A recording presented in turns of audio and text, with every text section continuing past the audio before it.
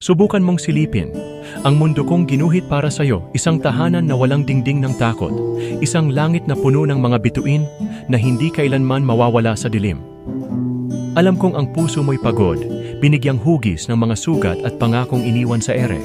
Naririnig ko ang panginginig ng iyong mga tanong, ang mga paano kung masaktan ulit, at paano kung ito'y maglaho rin. Ngunit narito ako, hindi upang gawing mali ang takot mo, hindi upang puwersahin kang maniwala. Narito ako upang patunayan na ang tunay na pag-ibig ay hindi kailanman kailangang madaliin. Ito'y isang yakap na maghihintay, isang boses na magtuturo ng katiyakan, isang kamay na hindi bibitiw kahit sa gitna ng unos. Sa bawat pintig ng puso ko, ikaw ang dahilan. Hindi para basagin ang pader mong iniingatan, kundi para maghintay hanggang sa araw na handa kang buksan ito.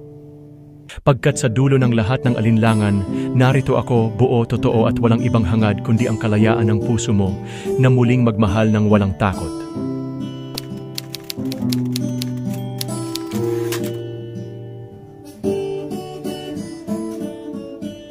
Subukan mong tingnan ang pag-ibig na sa'yo'y iniaalay.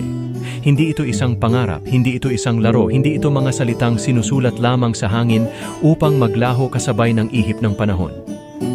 Pagod ka na, alam ko. Ang takot ay bumabalot sa'yo. Takot na masaktan, takot na muling mabigo, takot na ang mundo'y muling magiba dahil sa bigat ng mga pangakong naputol noon. Pero ako'y hindi katulad nila.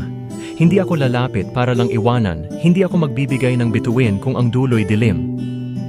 Ako'y narito handang ipakita na ang tunay na pag-ibig ay hindi kailanman nananakit.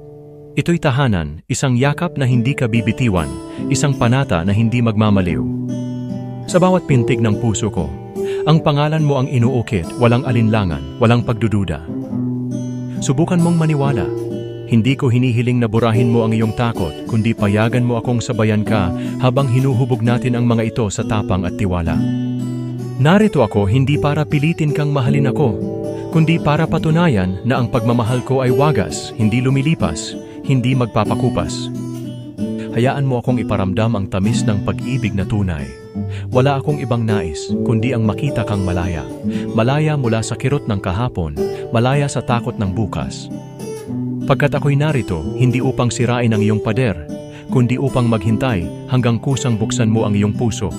At sa araw na iyon, pangako, walang ibang mamahalin, kundi ikaw lamang.